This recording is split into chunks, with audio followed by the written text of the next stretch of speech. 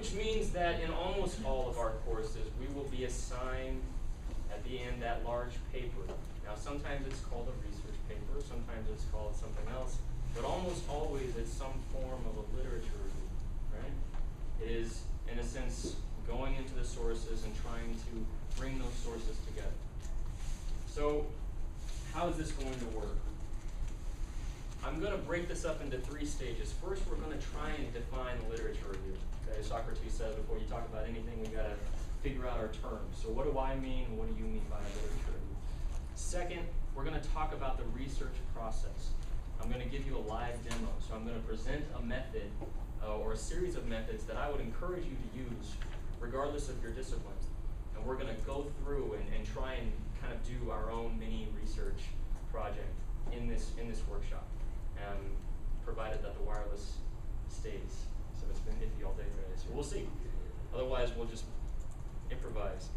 Finally, how to write the literature review. So once you have this literature, what do you do with it? How do you go about getting all of that into some coherent form where you get a nice grade and so on? So let's first talk about a literature review. I would like to know your definitions. I'll present you what other people have said, but what is it? Just in a very plain speak kind of way. What is a literature review to you? Yeah, go ahead. What's already been established. All right. Field. Yeah. Seeing what's already been established in your field. Yeah. Anything else? Yes, sir. A synthesized body of writing about a topic area of interest. Nice. Yeah. Synthesized body of a topic of interest. Absolutely. Anything else? Those have kind of hit it. We've got the word synthesize and we've got the word summary. Typically, a literature review is a summary and a synthesis of combined sources. But when you look into the guidebooks, and I'm talking about books that are just meant for literature reviews, people define it different ways. So some people say that it's a process, that the literature review is actually something that it's defined by the very process, starting with a question or at least kind of a general idea of what you want to do, right? And then it is through that process where you are reviewing literature. So these people don't claim it's like a paper that you write. Others argue that a literature review is all about order. That is, the order in which you talk about the different things in the literature, that's what makes it a review. If that's vague, don't worry, I'm confused too. I'm not sure what that means. Now, this one's a little more specific. It's the idea that a literature review is all about categories, that we break up literature into different categories, and we try to explain it in this way. Finally, you've got what I think you both were saying. It's a combination of analysis, synthesis, and summary. Now, this is what you'll find, but this is all doesn't really, I think, help you on a practical level. Let me present to you my own definition, which is pretty much what you two had said. A literature review is a thematic synthesis of sources used to provide researchers with an up-to-date summary of theoretical and empirical findings on a particular topic. So that's, just so we're clear, that is the definition of a literature review we're going from. Okay, so I've thrown some academic speak at you. Right? Let's talk real. Let's go normal. Let's say you walk into a bar. So go into this bar with me in your mind. So you walk into a bar and it's a bar where academics hang out. I don't know, could be a fun bar, maybe not. Walking into this academic bar. You've never been here before. Okay, it's fairly new, and there's tables like this around. They're kind of smoky. Some of the academics are still smoking, and you see, as I'm walking through these tables, I'm noticing that this table is talking about something here. And I'm listening. Now, I'm not going to be that guy, right, that just sits down and starts laughing randomly at a joke and then suddenly forces himself in the conversation. Do we know that guy? You know what I'm talking about? That person, that awkward person at a party? They go here, I'm not going to do that, I'm just listening. Okay, I've got a gist of what they're saying. Now, maybe this table is talking about something completely different, somewhat related because they're all academics, maybe all the disciplines hang out, right? But maybe it's something else. Maybe this one's talking about a methodology. Oh, we've got our methodologists in this one, the ed psych people. You're talking all about what maybe works well for a methodology. This is the kind of idea I want you to have whenever you're thinking about a literature review. It's also called, Retcom people call this the Burkean parlor metaphor, right? Where you're walking into a parlor, and we say bar. And in this bar, you see all those tables, right? You see these different things, but we can break these things out. So maybe group 1 is talking about that methodology. Maybe group 2 is talking about a question that's going on in the field. Maybe group 3 is talking about some sort of controversy. But this is where we have to get our minds. We have to start breaking up the conversation. So when you hear literature review, think conversation. Okay, so we've kind of identified what is a literature review. Now let's go into the nitty-gritty. How does one research for a review?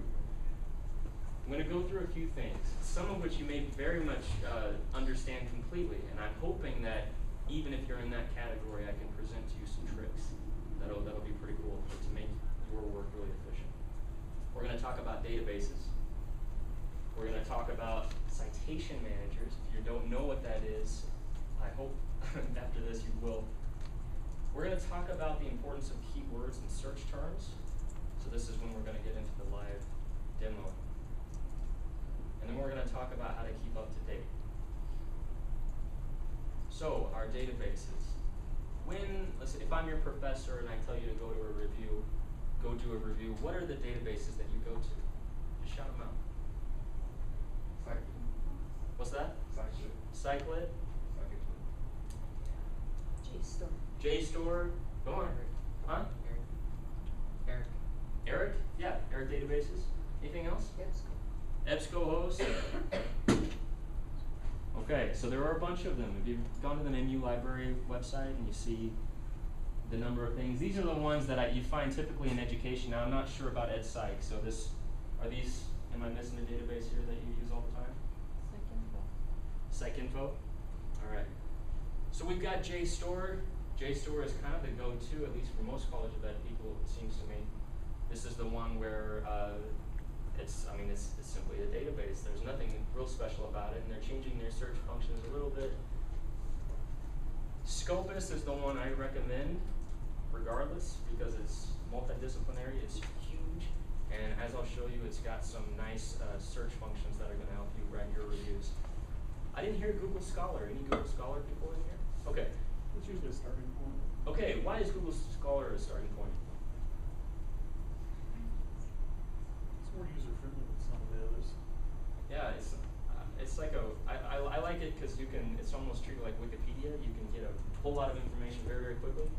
And if you mess with your search terms, you can get a lot of information. Sage Journals, most of our journals are actually put into this, so you can search literally by journal in Sage Journals. And of course, EBSCOhost is the go-to for most faculty, actually. All of these have benefits and drawbacks and so on, but I'll focus mainly on Scopus.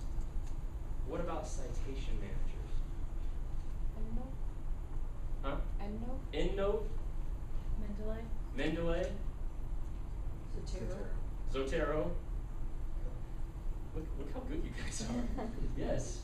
Those are the top 3, and I'll show you a little bit for those of you that aren't familiar.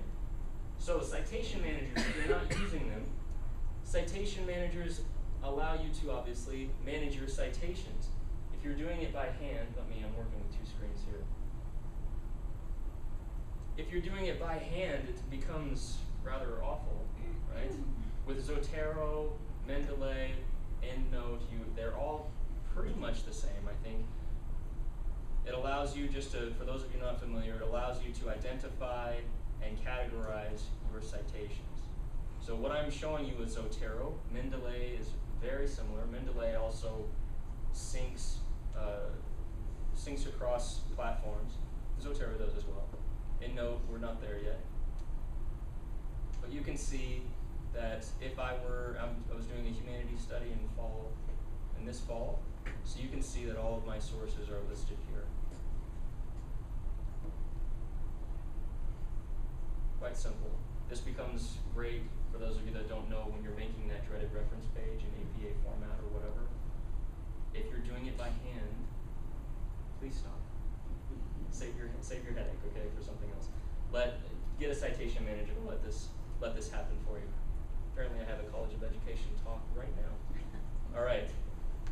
Yes, sir. So how it works? Should we upload some programs to Visual Yeah, so all of those that I mentioned, EndNote, which you have, if you're interested in a free program, EndNote is certainly free and is very heavy. It's free to you as students. You go to the library website. You've already paid for it thanks to your student fees. So you can certainly use EndNote. Zotero and Mendeley are also free. I would recommend Zotero, but I play with Mendeley and EndNote as well. So there are programs that you are going to download. All of them, I'm not sure about EndNote, but I'm pretty sure, or all of them are cross-platform. So if you're a Mac or PC, either way you're going to find it. So you've got, this is a standalone application. Zotero also has, and so does Mendeley, has a kind of Web 2.0 technology, which means it implements itself with your browser, which I'll show you in a little bit. Okay? So Citation Managers, we just want to make sure that we're using one.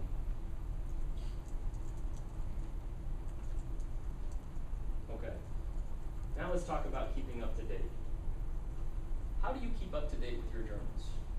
How do you, I mean, for those of you that are going in coursework, what do you do? Or are you keeping up to date? Or we just, yes, sir? It's when they go to Google Scholar. It's the updates that you can put in once you can save a search term, and then if there's other hits that come up with it, it kind of Great. updates you on. Great. Yeah, and I'll show you that. For those of you that are still in coursework, sometimes it can be rather difficult to keep up to date. Yes, I'm seeing some heads nodding. Yeah, the idea that you're reading journal articles for your classes. How on earth am I supposed to keep up to date with the other journals? Well, there are easier ways, and I'll show you in one of the things that you mentioned. So first, we subscribe to our journals. Now, you can do this two ways. You can subscribe to your journals the old-fashioned way, I should say, and that is when you pay for them, right? You go to, in my case, it's Literacy Research International, or Literature Research Association, or International Literacy Association, and so on. They have those set journals, and I can pay for them, and it gets rather expensive rather quickly. Fortunately, your student fees have also paid for journals. So if I wanted to go to get all of the Journal of Literacy Research, probably the big thing in my discipline, all I have to do is go to Sage. If you're here on campus, almost all of your journals are already available to you, the archived journals, and many people do not know this, right? So if I needed access to 1969 of the JLR, I can find it without having to pay for it, okay? I've noticed many students actually running into this problem.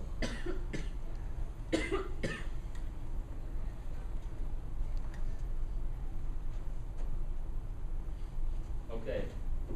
The next one, and what was your name again? Jeff. Jeff. The next thing is that I want to show you is what Jeff had mentioned, and this is setting up database alerts. Now this is pretty cool. I do this both with Scopus, which is that database that I mentioned. You can do this with Jstor as well, and a number of others, but I do this with Scopus and Google Scholar. I'll show you what I mean. If I go to Scopus, so it's just scopus.com, you can see I have an account here. With Scopus, I have a number of different alerts. Now this is really cool. So I read somewhere that something like 1,000 articles are published every year in every discipline. Good luck, right? You're not, of course, right? You're not be able to get through any of that. But you can focus on specific things and utilize them through alerts. So one of the things, like I said, I study is literacy in higher education. So all of my alerts are going to be focused on that. And Scopus is really good at author-based alerts.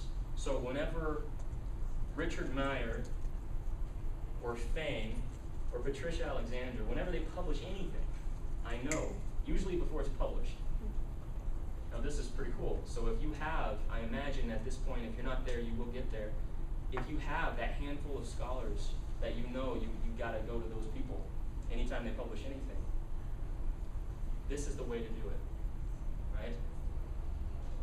So notice all of these different scholars that I have.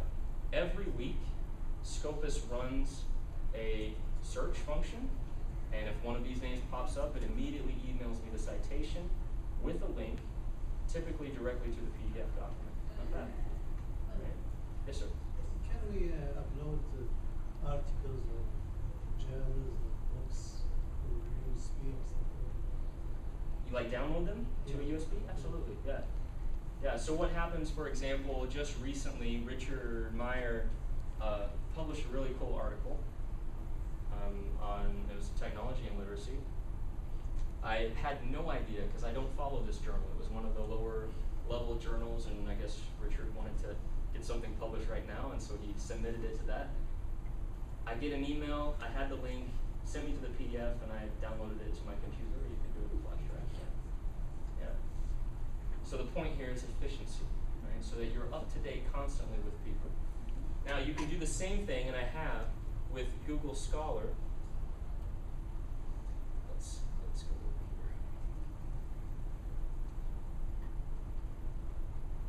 here. Google Scholar does it very much the same way, but I find that Google Scholar is best at search terms. So if there is a certain theoretical foundational work, stuff that you really like, you can put that term into Google Scholar. And so whenever that is identified, whenever that's listed at any point in the new journal, that's going to go to you. So right now I only have 2 alerts, but anytime that disciplinary literacy and higher education or college comes up in any article at all, I get an email, and I think I've set it up to 10 results. So this is kind of a weekly email thing, similar to any reading in higher education or college. Yes, ma'am. Can you get into the text from there? The Yeah. actual text? Yeah, so when Google Scholar emails you, it'll be just like Scopus. It will email you the citation. And I think Google Scholar actually emails you the abstract as well, which is very helpful because Oh, you're email. Yeah. Okay. Yeah, so all of the alerts are email based. Oh. Yeah, so it'll give you the title of the piece, the abstract of the piece, the author's obviously, typically a link to that PDF. Yes, ma'am. Are these search terms for the title or for the content? Both. Okay. Yeah. So you have to be careful, and we'll talk about this, that you've got to narrow those search terms. And these probably aren't the best. I should probably go in even more. But this can help you kind of narrow down. Yeah. Is that different from the normal Google? Yeah, definitely. Google Scholar. Yeah. How are we doing? So far, so good. Okay. All right. So let's move on.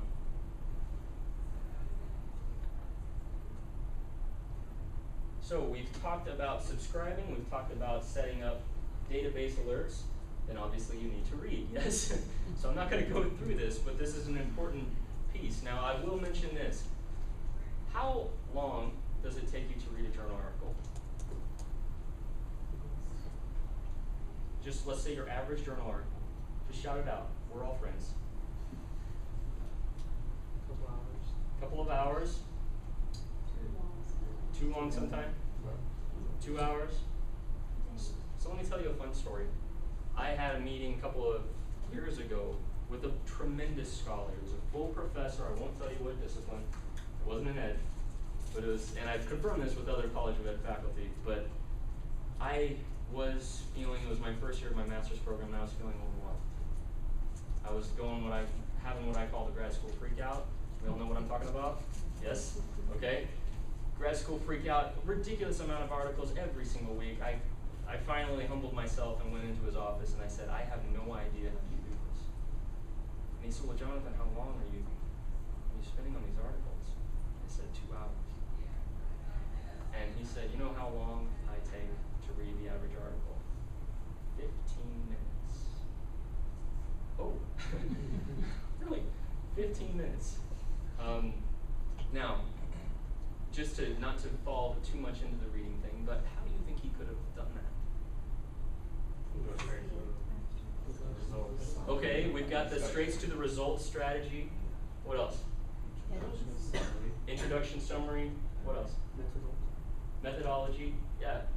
Yeah, I had him break it down for me, and here was his process. Now, other faculty differ a little bit, but it's more or less the same. They spend about 15 to 20 minutes reading the average article. Now, of course, this changes if it's, I mean, a foundational theoretical article that they really need to get all of it.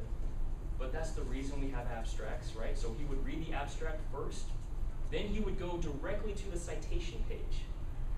Now that messed with me a little bit. And he said, I've gotten to a point to where when I look at the references, I'm checking, just visually, I'm checking to see which ones I've read or at least familiar with. And once I read the reference page, I know exactly what the review says. I know exactly what they're saying. The only thing that stands out, that is the article that I don't know, that's their argument. That's the one that they're using typically to go off there. Now I tried to do this, and I'm not there yet, right, to get to the reference page and be able to identify each article. But the point still remains. He doesn't read it linearly from point A to point B, not at all. He's doing circular reading, he's going back and forth, he's reading actively, right? He's going for what he means. So I would encourage you, and encourage you to talk to other faculty about this, because it can be very liberating. How do they read articles? It's almost always the abstract, sometimes the introduction, almost always the methodology. But they read it non-linearly, and they arguably get more information out of it than we do. Okay? So, 15 minutes. I can't do it in 15, but I've gotten it down to about 30. Okay, which is better than the original 2 hours. All right. Now, we've talked about how to stay up to date. We've talked about databases and citation managers. Let's do a live demo. In this live demo, we're going to talk about narrowing our searches. We're going to talk about Boolean search terms, which you've seen a little bit, and saving those search terms. So let's do somebody a favor. Who's writing a review as we speak, or is getting ready to? Okay, anybody else? Really? Come on, yeah, okay. Let's shout out a topic. What is the topic? Go ahead. African-American dating relationships. African-American dating relationships? All right. Do you know of any theoretical foundation works that are going on with that at all? Just start. Just starting. Yeah. This is great. Let's do that. Does that sound good? All right. Social science question. We've got African-American dating. And I'm going to mirror my display here so that I'm not looking back. All right. So we're going to go into Scopus. And as we do this, we're going to try and find different things. So the first thing, we've picked a topic, right? And we're now using a powerful database. I would argue that Scopus is one of those databases. Google Scholar is amazing, but it's wild. All right? It's very difficult, I think, to narrow searches in a way that you need to. Google Scholar is great for finding the top pieces, but it will also give you a whole bunch of blah. All right? So we need to focus on something a little more specific. So now, one thing that we can do, we want to identify, obviously, the subject area in Scopus. Can you see that? Okay. I'm assuming that you're going to be in the social sciences, but we'll keep health sciences in there. Now, to give you a ridiculous example, I could do this, and this is what many of us do. Well, I'll break up my search, right? Okay, I'll do African Americans. And what do you think will happen? Oh, good luck, right? Even in 15 minutes, that's going to take you a long time, right? Now, let's see if we can do any better. This is where Boolean search terms come into play. So maybe we've got African Americans, and let's just hope for it, right? And dating. So a Boolean search term is that you do this in Google, and if you don't, this is a great way to get to what you want, right? It's capital letters typically, and it's the and, or, minus sign sometimes, not doing this. This is how you can really narrow in searches. So let's see, African Americans, Boolean search term, and dating. See if that was 65,000. Well, not bad. We're down to 154. This is exciting. Okay. So 154 is still kind of freaky to me. What about you? It's a lot, right? You get maybe, what, 5 on average articles for your classes per week or so. So 154, it's going to be fun. Can we add anything else here? Any other Boolean search terms? Relationships. Relationships? Let's try that. That was nice. Somebody had a little Tweety bird over there. Which is actually the second time that's happened to me today. It was the exact same ringtone. Isn't that cool? All right. Now that added some things. So let's go. Let's see if I can take out health sciences. See what happens there. So a little better. I can work with it. So we've identified how using Boolean search terms we can get it under 100, right? And this is important. We want to get it under 100. The typical literature review, at least for the point of a class, will have anywhere from 25 to 45 sources. Could we have limited the years? Yeah, Make it we could recent. totally limit the years, make it more recent, and that's a great way of doing it. So I'll show you my process. You can all see this, yeah. Now, typically this is what we'll see. Almost all databases are like this. You'll see, they'll try and update you with the relevance first, right? So they'll try and match as many terms as possible and see where we can go. I would encourage you, and what's your name, bud? Jason, I would encourage Jason to scan these, but I think what's most important is that we try and identify the power of each source. This is what a lot of people don't do, is they don't filter their results by citation. Right? So citation. By doing that, now suddenly the big kahuna pieces are now up top. So we can see that this first one, whether it's relevant or not, has been cited 57 times, which is not bad. Right? So we have narrowed the search terms to sub 100 using Boolean search terms. We could have narrowed it even further by date if your review calls for that. Most reviews will give them a 20-year deadline or so if you're doing a full review. Now what do? I will go through here and very quickly read the abstracts. So what's the question with yours, Jason? What do you care about with African American relationships, dating relationships? I'm looking at more of the attitudes and beliefs of men versus women. Okay. See how they differ or how they. Views on dating? Yeah. Okay. So now I'm looking at the bold. So the paper examines the relationship among ethnicity, gender, drug use, and resistance to drug officers, Relevant or no? What do you think?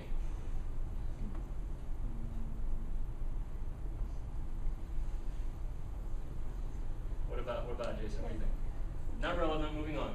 Social support, relationship, quality, and well-being among pregnant adolescents. We're showing the abstract here. Looks like it doesn't focus specifically on African American things. What do we think? It's about parents. Okay. Moving on. Tell me if you disagree. Social support as a moderator between dating, violence, victimization, and depression, anxiety among African American and Caucasian adolescents. What do we think? Yeah. Yes, okay. So we're moving, we're clicking this, and this is where your citation manager is absolutely essential. So I've clicked here, and again, this is very similar with all different databases. I can see these different things, and right here, where my cursor is, see where it says Save to Zotero? Nice. So now I can click that. For those of you that can see, it's saving it to a folder. Now it's saving it to the wrong folder because I didn't have it set up. But what is that? But we can save it perhaps. Oh, that's right. Let's save it again. Yeah. So what is Zotero doing? It's bringing in all of that information and putting it into the citation manager. So now we don't have to type it, which is pretty cool. Okay, now I'm in Zotero. I put it in a folder. Note that it's got all of that information. means that if I needed the full citation, I think it's right-click this, create a bibliography, a 6th edition. I can just put it maybe on my desktop here. Imagine with a whole bunch of these things. Now suddenly you've got your manager. I saw a couple of sighs of relief. This is great. Okay, so how long would that have taken you manually? Yeah. Now, the good news is that it's not just Zotero, right? Okay, so it's Mendeley. EndNote even does this. They've caught up and have done this. Similar things. I would recommend Zotero Mendeley. But the point is that we have been able to extract that information. We're saving time because we're not having to type anything, and we're putting it in here. Now, this is all fine and good, but like I said, sometimes we'll have 25 to 45 sources. And those are final sources. Those are not sources that you could potentially put in your review and figure later, it's not worth it, it's not working. So how do we keep track of that? How do we make sure that we don't go over something that we've already looked? This is how I do it. And this is where saving our search terms comes into play. Saving our search terms. So our search terms, if you'll recall, for this search were African Americans and dating and relationships. Yeah? Everybody see that? This is how I do it. And there are different methods. Name the folder your search terms. Even better, put in the database you use to find them. Now, why do this? When you have 20, and then 30, and then 60, and so on, it's very easy to, okay, did I search Jstor for the same terms? Right? Because Jstor is based off of some different publications than Scopus, right? There isn't, as far as I can tell, even EBSCOhost, there isn't one single database that has all of it, or even appropriate search functions. So from here, ideally, you've got Jstor, all of those search terms, Scopus, all of those search terms, and you can identify what's the new stuff that's coming out. All right. This is all an attempt so you won't repeat steps. Again, saving you time. So how are we doing? Any questions on this? I have a question. I know I came in late. Yeah. Is Scopus more powerful than PsycInfo? Like, that's just what I've been using. Like, It's actually really difficult to say. All databases, as far as I know, have subscriptions to certain articles or certain journals. Some databases put more relevance on certain articles, so I would encourage you not to use one database. All right, use a handful. Those are all the ones that I used. So I use Jstor and Scopus and Google Scholar, and because you will almost always find different articles and different databases that are in fact relevant to your research. okay, cool. Yeah. Anything else? Okay, we'll move on. So we've looked at how to save those search terms in your citation manager and how to hopefully save you a lot of time. Do any of these prepare your, or store your articles? Yeah, great question. So here's what I do. If at all possible, I try and do that kind of research while I'm on campus. Because when you're off campus, you can certainly get access to the databases, but you have to go through a proxy, through the MU website. It gets kind of crazy. And oftentimes they won't allow you, at least immediately, to get that PDF. You have to click this link, and then click this link. Some of you know what I'm talking about, right? I would encourage you to either, sometimes I will go that extra step if I'm off campus, download the PDF, and in Zotero, actually drag it to that citation. Does that make sense? So for example, I might have this, I think I might have the article here. So yeah, so here is the, this was a bit of research I started doing on reading in the content areas, and I grabbed the citation just as you saw. I went that extra step and went ahead and downloaded the PDF, so that's just my process, and I dragged it. So I can double click it, and it comes up right here. So that's a very cool way of doing it. So I would, yes, I would encourage you to go that extra step. Go ahead and get that PDF. And again, some databases, it's like 20,000 clicks to finally get to the PDF. Others, it's very easy. What's great is if you read online. Now, I don't like reading electronically, but to me, it's just the most efficient way. Any changes I make, such as highlighting or whatever, they are saved in Zotero. So I just saved it, I just closed it, and they come back up, right? So it's not bad. To go one step further, you can even, are we all familiar with Dropbox? Yeah, it's great. All grad students know about Dropbox. No? Dropbox is, what's the Mac or the Word equivalent, the Microsoft equivalent, what's that called? Huh? SkyDrive. Have you heard of SkyDrive? Okay. So, for the benefit, Dropbox allows you to have a folder or folders on your computer, so on your home computer, that are actually at the same time synced online, which means no need for flash drives, certainly no need for CDs, and no need for emailing yourself a different file. So I have a Dropbox file, all of my Zotero stuff is on there, which means that when I'm on here, and I'm reading articles and highlighting articles, I save it just like normal. But as I go to my computer at home, I can open up the same file, see the same highlights, have the same information. Does that make sense? And you get 2 gigabytes free, which is not bad. But hook up with somebody else because you'll get more. You'll get 500 megabytes free if you get the reference. Yeah. So you're welcome to whomever is going to get that. Box will give you 5 gigabytes for free. Box now. Oh yeah, Box is up now doing that. Yeah, thanks. So it's whatever you prefer. I use Dropbox because I've gone through a whole bunch of free things, so now I have like 10 gigabytes. Whatever, use one of these things. How are we doing? Okay? Any other questions on citation managers or the research process? What's the snapshot? Where are we at, man? Right there below your blue line. You got Oh, the article PDF. this is a snapshot of the website I got it from, I believe. So if I open that, yeah, it'll just show me where I actually grabbed that information. Yeah. Okay. So Jason, hopefully you saw how we might do that. It's not a bad topic with 52 document results.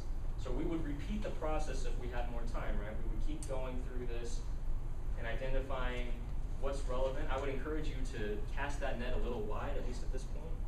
And then you can always skip out, but you don't want to come back and have to redo the search, right? So I would encourage you, when you're starting out, to grab those articles, anything that seems remotely relevant. So maybe the one on parents is relevant. Maybe you have a single line in your review that identifies, well, maybe there's a lack of research in African American dating relationships or whatnot, but a parent's attitudes towards those relationships have been documented. And then boom, right? So maybe another line of inquiry. All right. So we've done our live demo with this. We've picked our topic, we've figured out our search terms.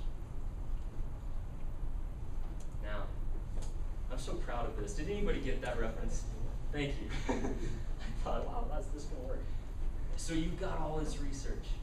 You've got all these PDFs. Oh my gosh, Jason's got 60 different articles from a number of different journals on African American dating and relationships and attitudes about this. What do you do? So the research part is easy, I would argue, right? We all know how to do this. There are some tricks, I can save you some time, but what do? The key is the literature review matrix. There are 2 versions of this. Both are awesome, and you can change them up depending on how you want to go about this, okay? This is something that many people have not heard of, and something you kind of do in Excel, but you can do it in different things. This is, let's call this matrix A.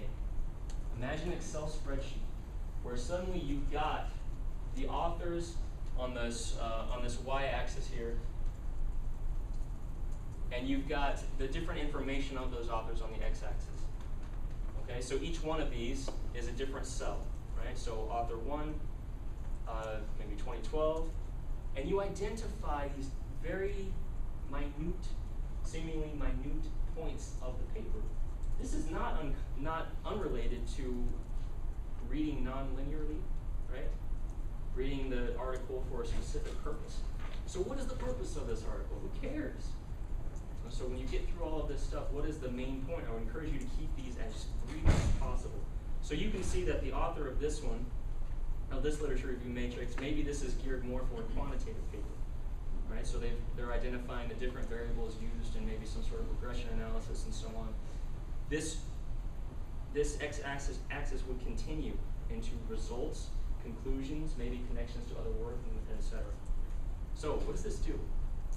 It means that when you have this ready and you're reading an article, you know what to look for, right? You know what, okay, I need to find purpose. So you're not starting from the first paragraph in the introduction and already going to the conclusion. You're looking for the purpose. You're looking for the variables that they use in their regression analysis and so on. Here's an example. This is just one. So this was in Excel. This particular, I think, looks like they were looking at sleepiness. So this was one article here. They put the articles, they put the date, the purpose, and so on. The independent and dependent variables, the different subjects. See how cool that would be? Imagine having a matrix full of the, in this case, empirical articles, where you could have all of this information without juggling a bunch of journals, right? They've got any comments, outcomes, and implications. So again, this one way of doing this is putting the authors on that y-axis. There is a different method, and this is the one that I actually find more helpful, particularly in the kind of review I'm going to teach you. The literature review matrix part B is where it switches. So on the x-axis, you have the authors. So maybe Smith and Smith 2012, okay? And then you're going to identify themes, because remember the conversation. Right? This table was talking about methodology. This table perhaps was talking about a controversy in the field. Maybe this table was talking about a breakdown of one term. So you know how scholars love to take a term and say, well, it's more complicated than that, and then they break it down into two or more complicated things, right? So I would encourage you to use this one, but it depends on the purposes of your review. This allows both for quantitative, qualitative, empirical, and theoretical pieces, right? Whereas the other one was a little more focused on quantitative elements.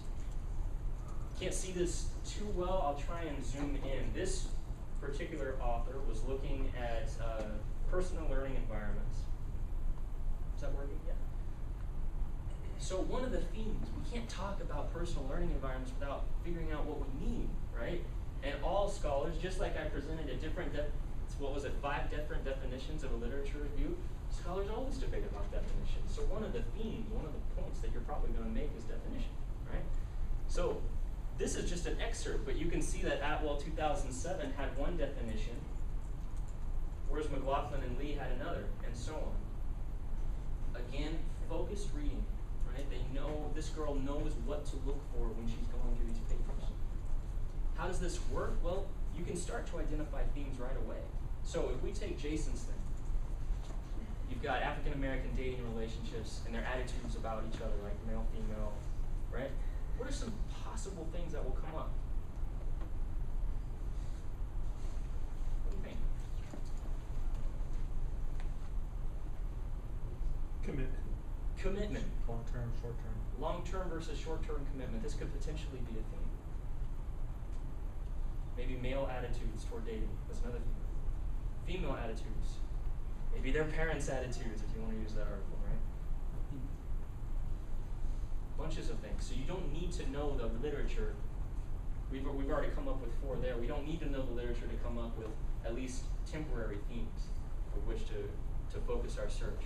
So you can see back to personal learning environment. Pedagogy and principles are another things. These are things, imagine these are tables, right? These are what people are talking about in this big bar that holds your academics. The rationale and the skills and processes required for personal learning environments. And that's really where I'm getting you to, I hope, is that these kinds of things can help you write that review. So, how do I write a literature review? We've got our definition. We've got our conversation. We remember that we're in a bar. Now we're going to talk about author-based and theme-based literature reviews, and I will show you an example. Let's talk about what most of us do. And I did this totally before I learned about literature. What most of us do, and let's say that we're all really good writers. In our introduction, we start, as we should, with that purpose or that logical story. I had one professor that called it a theoretical story. You gotta have a theoretical story, it's not gonna make sense. The logic, who cares? Why are we doing this? You're warming them up, right, to make this point. And in your literature review, you move on. Author one, so next paragraph, author one says this. And that whole paragraph is about author one. Next paragraph, author two says this. And on until infinity, until we run out of sources, hopefully, and we get to that 25 or 30 page mark, regardless of what our professor said, right? We got there, and then we try and write that conclusion and solve it. The bad news is, so I totally did this, the bad news is that this is not a literature review at all. That kind of structure, if you find yourself going into that is called an annotated bibliography, right? Not a literature review. The literature review, as we already defined, is not just a summary, right? It's that other S word. Synthesis, yeah, it's the synthesis. So, remember we're in a bar, and let's say I couldn't go to the bar that night, but this was a kicking bar, okay, and Jason went there in my stead. Dude, Jason, what were they talking about? And so I walked around the tables and they were talking about, who knows, African-American dating relationships and their attitudes toward it. They were talking about methodologies to even answer that question at one table. They were talking about a controversy at another. We've identified these different tables, right? Now, what might that look like in the writing? Well, a different way of looking at it also is, if you don't like the tables metaphor or my big blob metaphor, you can think of it as buckets, whereas each bucket represents a theme, something to be talked about. And different journal articles can go in different buckets, right? So it's the same kind of thing. You'll notice that maybe parts of this article fit in this conversation, whereas another part of this article fits in this conversation. Or repeating of sources, we see this all the time, right? So what does the structure look like then? Well, we start off as we should with our introduction, our purpose, our logical story of what we're going to talk about, and so on. And then here's the key. We take that theme. So like one of our literature review matrices said, it was the definition of PLE, personal learning environments. We take that theme and make it a subhead. Okay. Definition of personal learning environments, subhead. Put in bold, APA 6th edition. Okay. Now, we have the tables, or if you prefer the bucket metaphor, we have our buckets, we have those articles. In our literature review matrix, we have the people that actually mention this point, right? There were about 6 articles that had a good definition according to that author on PLE. But we're not talking about them just randomly, right? Remember that the whole metaphor that's guiding all of reviews is the conversation.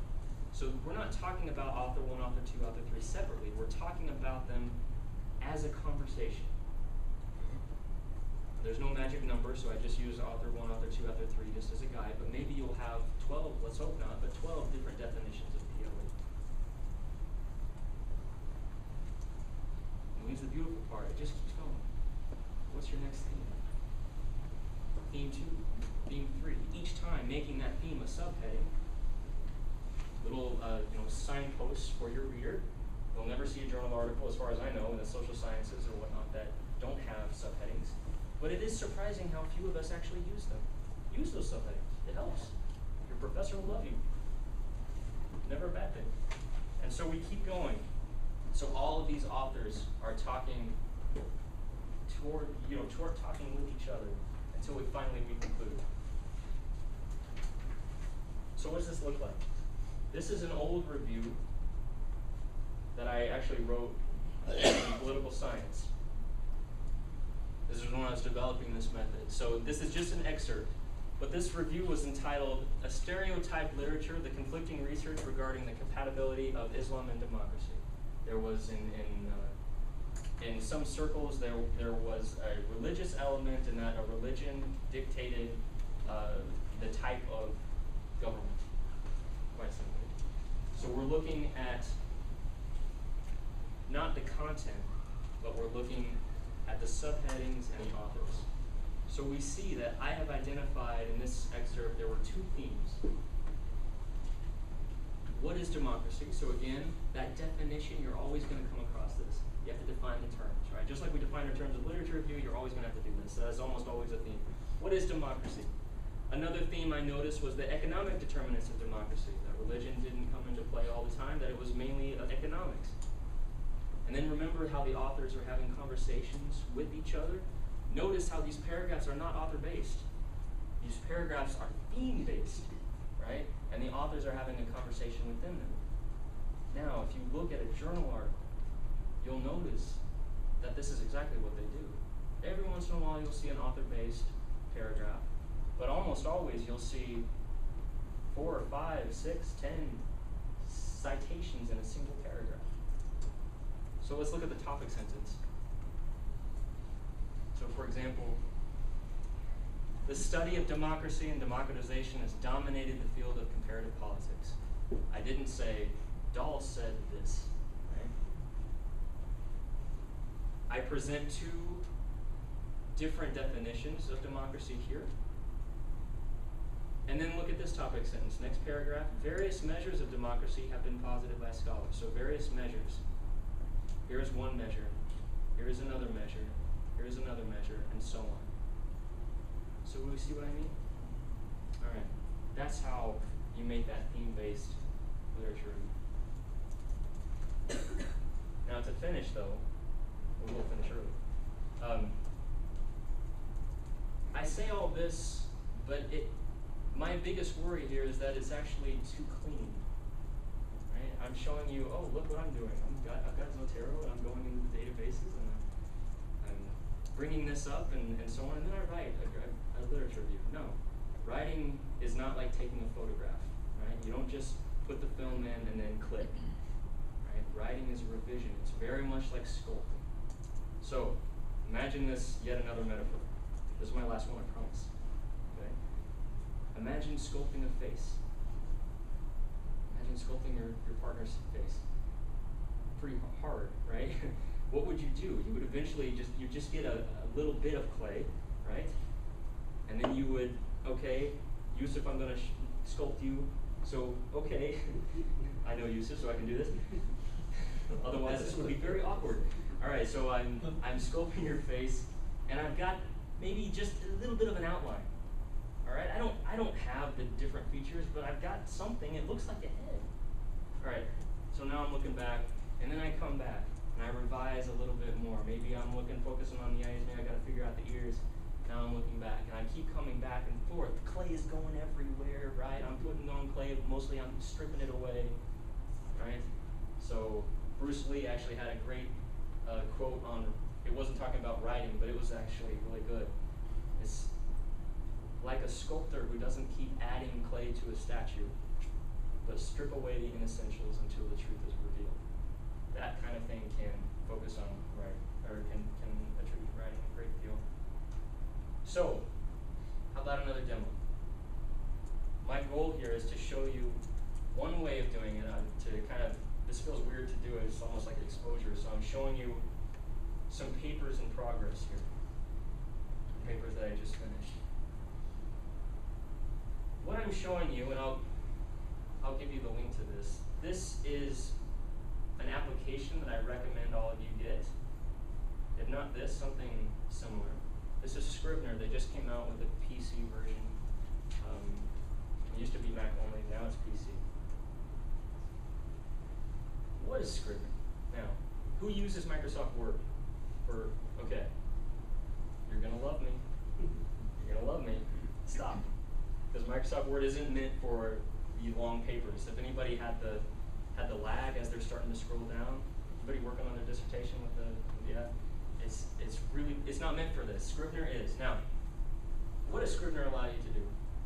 Scrivener goes under the assumption that writing is based on chunks and that you don't write stuff linearly, right? Just like we don't read stuff linearly, it's very difficult, in other words, to start with a blank page and then write your literature review, right? We have to break it into chunks. So what we've got here in Scrivener breaks up different chunks of a paper. So this paper was a literature review on the contemporary usage of John Dewey, the educator. Right? I wanted to limit myself to 20 years of research and what parts of John Dewey are still here and what parts have just kind of faded away. You'll notice that all of these different sections here are themes that I identified as I was going through the literature. So you've got to have the obligatory, biography whenever you're talking about someone. So I knew that was a theme. I needed to talk about that. I knew that his philosophical roots were huge, so I needed to talk about something like that. I knew that through the research, I found that there were just a few things that were still being focused on, and you can see them here. I hope all of you can see that. Right. So his philosophy of aesthetics and reflective inquiry and his works on teacher education, these were all things that I knew needed to be talked about. But that is what, maybe 8 themes based off of an original 14 themes. So some of these kind of came together. So what does this look like? I would strongly encourage you, if you don't use an outline, use one. And I'll show you mine. And it's probably some of the messiest stuff you've ever seen. So this is an outline I used to write this paper. What I want you to focus on is not the content, but the messiness of it. All right? When we get through school, sometimes, unfortunately, we get the wrong impression that an outline has to be a linear outline. Right? Roman numeral 1. Here's this thing, then A, and so on. I never did that, and thankfully, because I could never remember the Roman numerals correctly. But the nonlinear outline can really help us. So look at this. You're seeing the messiness. I'm putting capitals here. Right here, I'm identifying maybe a potential theme. So maybe I should talk about what schools were like in the time of John Dewey. Maybe I should do that, but I don't know yet, right? I'm still researching at this point. But I'm pulling excerpts from things. So I noticed that Ravitch, we all know who Diane Ravitch is. She's a school historian. I knew that she had a good book, so I put that stuff in there. But I didn't know where this was going to go, right? I didn't know if I was going to use it, but at that point I thought, okay, it's going to be a theme. Here's another potential theme, right? That maybe I should say what Dewey isn't. If I'm gonna, his writing was really difficult, so maybe I should focus on how can we define him of what he isn't, and so on. The next one. So these kinds of notes to yourself. So I wonder if just to read this to you. I wonder if I could argue that Dewey is seeking a guidey relationship to education, much like Virgil and Dante, Aristotle and Alexander the Great, and so on. A call for one-to-one teaching. So I'm just giving these messages as I'm going through, but I will focus again on how, disgusting it is. It's terrible. Again, you see another theme that maybe is there, and so on.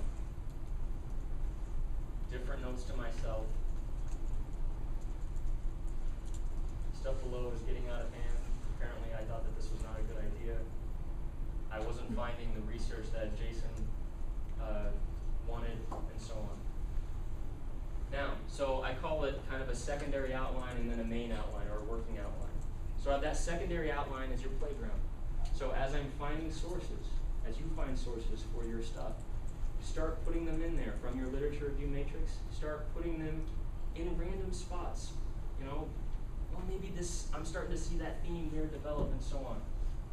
That outline matured, I should say, into what I call the working outline. You can see that maybe I've got a little more specific notes going on here.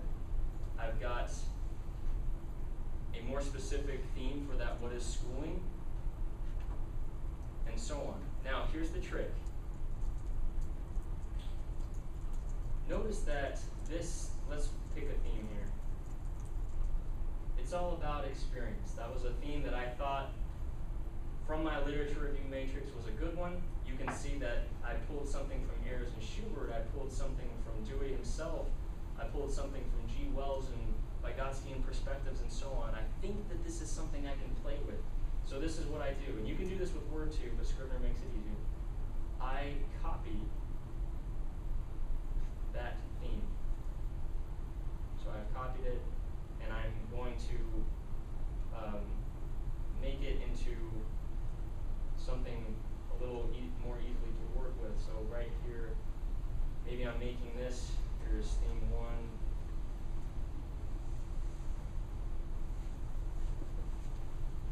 And I'm copying and pasting. Now, why would I do that? This is the magic, I think. Now, Hemingway said that the scariest thing in the world was a blank page. Right? How many of us have looked at Microsoft Word and have had that blinking cursor? Right? Like, Yusuf, say something brilliant. Do it. Do it now. It's like those laughing clowns that keep coming back and forth, right? It's the attempt of all of this idea of writing in chunks, is trying to eliminate the fear of the blank page. To not work from a blank page. Thus far, all I've been doing is working from an Excel spreadsheet, and I pull that in, and I'm just playing with it. I'm throwing different excerpts out and so on. Now I've got a blinking cursor, yes, but I've also got all of this information. So my eyes are immediately going to, okay, blinking cursor. And maybe I've got this guiding question. So Ayers and Schubert. So maybe Ayers and Schubert 2012 question.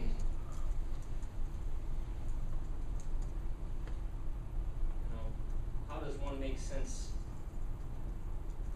of experience? Something of this nature. So I'm literally going back and forth. As I get to something, I delete it. So I'm just turning this into prose. I'm turning an excerpt into prose and so on. And that is ultimately how I created this entire paper. So we can see that all of this was just from that kind of outline. Any questions on this process?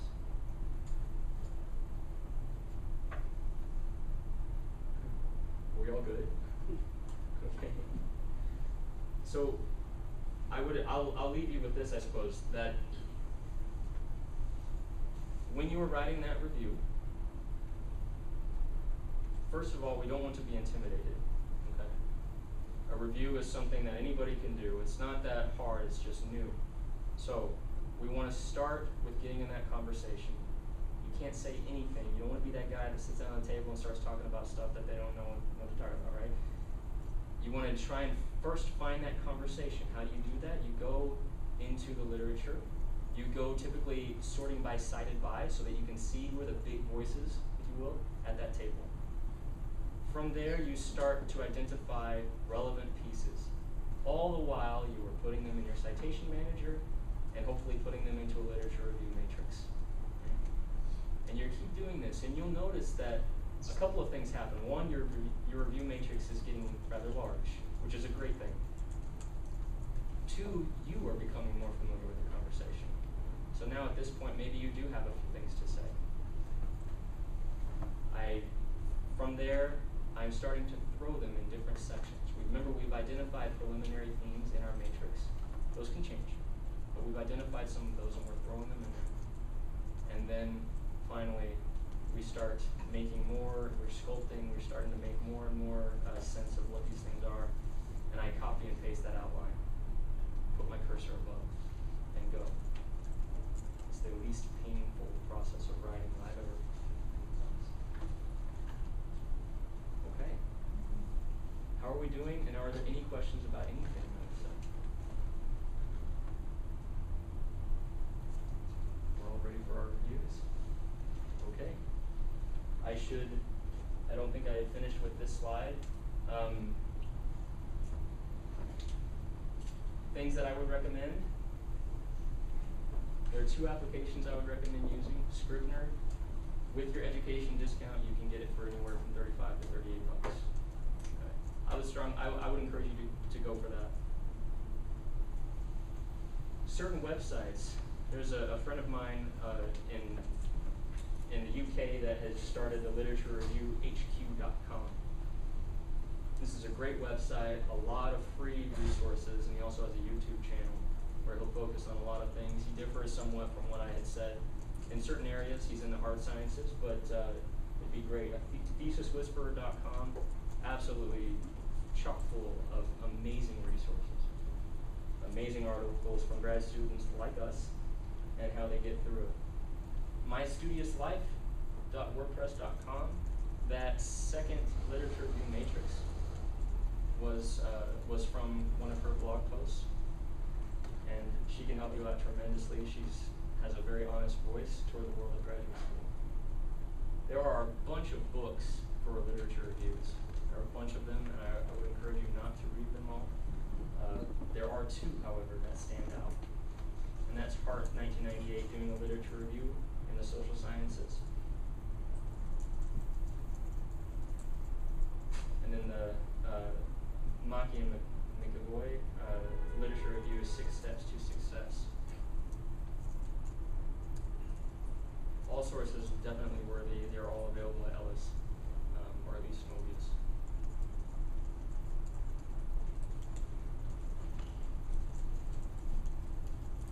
All right. So thank you so very much. I hope that this gave you some tools.